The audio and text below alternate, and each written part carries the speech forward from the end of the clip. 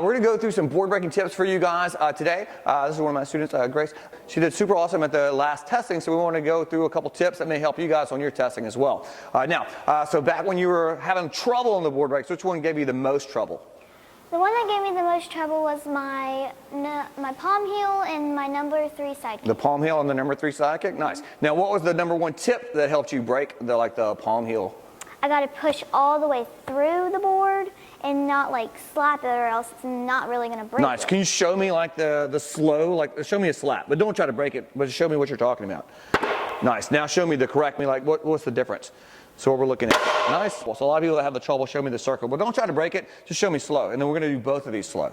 So show me like circle. Now, show me how you would break it, but go really slow. I don't want you to break it. Show me really, really slow. Nice. So a couple things we're looking for at home. So biggest thing we're looking at is like our hand and our elbow. So if we go like this, like a circle, it's not going to have as much power. You could break it, but you're probably not going to be as likely. The higher I can get my elbow above the hand, the easier it is. So now we're going to go full speed, show me how to break the palm heel. Nice. Now our next one is going to be the elbow smash. Now it's called an elbow smash, but you don't really break it with your elbow. You're actually going to hit it with your forearm. So we're going to spin this around, and it's very similar to the palm heel. I want to go kind of straight down versus the circular one. Let's see the elbow smash. Nice. Now out of these 2 hand techniques, what's your favorite of the board breaks now? I like the palm heel better. The palm heel better? That's okay. There is a hammer fist option on there as well, but most people prefer the palm heel. So, you want to show us the hammer fist? Do you ever break with that one? I don't really know how to break with that. Don't know how to? We're going to learn right now on camera. You ready? So, you're going to take your hand and try to smash, make a fist. Harder than that, way harder than that, harder than that. Now, same idea. Take my elbow way far back, as far as you can take it, and then go through. Yep. Let's try one of those. Nice. Now, I will tell you, I know, so that was one you wasn't even comfortable with. I will tell you the number 1 thing for breaking boards, other than power, is confidence. Once you start breaking some boards, your confidence builds, and you know you can do it, and then it's going to be a little easier. But when you're having trouble with it and your confidence level's low, a lot of people hit it and they stop and they don't go all the way through. So if I want to think about going all the way through, it's going to make it a little easier for me to break the boards. But once I start breaking them, it's a little easier. So now, the other one that you said we had some trouble with was our number 3 sidekick. So what was like a good tip on that one, you think, that may help somebody break? Maybe if you look at the center of the board. Okay.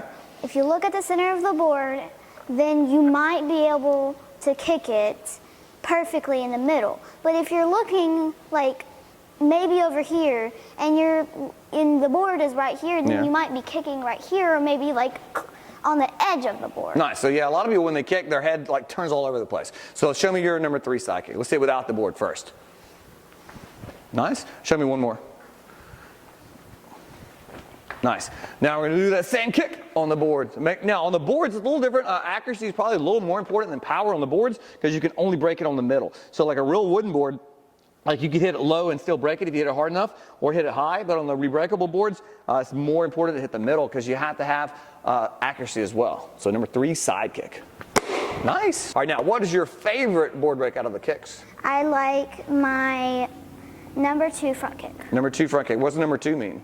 Back leg. So nice. Number 1 means this front kick, and number 2 means this kind of front kick. Nice. So let's show it to me. Show it to me with no board first. Now, what's a good tip on to break the board with a front kick, you think? I don't know. There's a lot. Well, give me one. Can you think of anything? So I want to kick up or kick forward? You want to kick forward, because if you kick up, then you're not going to hit the board. Like if you go like this, then you're not going to kick the board if it's right here. Correct. You're going to kind of glance off of it. So I want to think about now. One thing also, I want to try to kick the person holding the board. So whoever's holding the board, I want to try to put my foot on their chest. Number 2, front kick. Nice. So landing in the front helps me get my body weight into it a little bit better also. So show me one more. We're trying to kick, try to hit all the way to me. Nice. Now, when you had trouble, like on a couple of testings, and I had a little bit of trouble on our board breaking, what did you do, like outside of class or extra, to get ready? Since I didn't have a board breaking thing at like later in time or earlier in time, I would use 2 chairs and break it. But now somebody has given me their board breaking station, and now I use it to practice. They also gave me a bag, and they also gave me stuff to use. Before your testing, did you practice a lot? Yes. Now, were you kind of nervous, or you felt pretty comfortable after you spent extra time working on it? I feel nervous when I'm testing, but I feel really comfortable when I'm like practicing. If you don't have a board breaking station, so like she said, she's talking about using 2 chairs. So if you have a board breaking station, these things are fantastic. You can break all your downward techniques on the ground. You can also strap these to a punching bag. You can also wall mount these things. We've never wall mounted them here. We just put them on the punching bags. But if you don't have one, like at home, you can set it between 2 things. So like you could set it between 2 chairs. 2 punching bags would not work very good because it wouldn't give you very much room. But you could set it between 2 chairs to work on your downward techniques, like your hammer fist or your palm heel or the elbow smash. So that'd be a couple ways to practice. Next thing, so if you're like mom or dad and you want to hold the boards for them, if you hold it with your arms bent, they're not going to be able to break it. Even if she kicks it really hard, they're not going to be able to break it. So if I'm holding this for my kid at home, so we're going to do that number 2 front kick again, but this is the thing about like how to hold. I want to be like in a good stance. I got one knee on the ground, so I'm real stable. Now if it's an adult, I'd probably stand up. But for a kid, I'm going to get on my knee. I'm going to lean forward, and I got to have my arms super straight. One more. Boom. So how old are you? I'm 10 years old. 10. I'm about to be 11 in a couple of days. For your age, would you say you're kind of small or kind of big? Small. Small, right? So really small. Now, small, and that's okay, that's perfect. But we still, so when we went up to the next color board, it was a little more difficult, right? Yeah, but as a smaller person, you couldn't add size. So that's something you could add. That's not something you add quickly.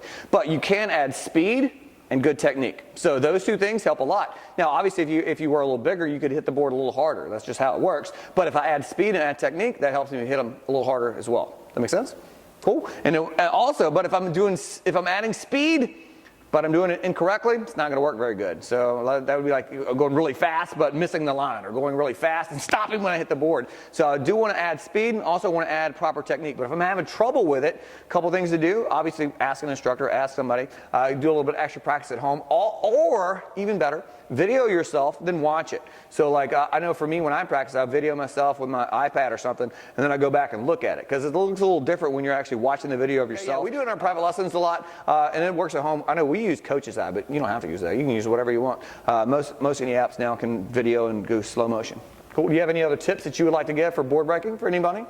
Not really. Just try your best and think about it. Nice. What do you think is more important, like once you start, the power, the accuracy, or maybe confidence? I would say if you could add them all together, it'd be perfect. Okay. I like it. Nice job.